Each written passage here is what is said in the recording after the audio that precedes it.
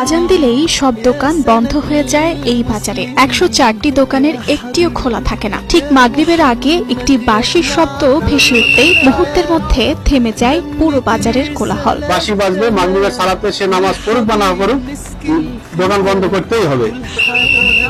একদিকে বাঁশি বাজছে, অন্যদিকে ঝাঁপ নেমেছে দোকানপাটে। কিছুক্ষণের মধ্যেই ভেসে আসে আজানের সুর। মুসলিম ব্যবসায়ী ও ক্রেতারা নামাজের উদ্দেশ্যে মসজিদের দিকে এগিয়ে যান। বাঁশি মারা শেষ আমার সবাই বুঝতে পারে যে এখন আমাদের সময় হয়ে গেছে, আমার সমস্যা বন্ধ করে দিই, দিয়ে আমরা সালাতের দিকে চলে যাই।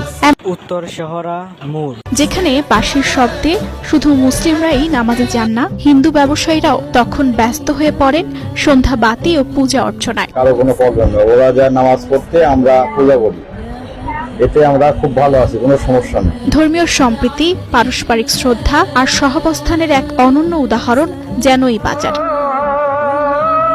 আচারের এমন সুশৃঙ্খল ব্যবস্থা চলে আসছে গত 22 বছর ধরে। সবচেয়ে প্রশংসনীয় বিষয় হলো এই উদ্যোগের সূচনা এবং ধারাবাহিকতা বজায় রেখেছেন বাজারের ব্যবসায়ীরাই।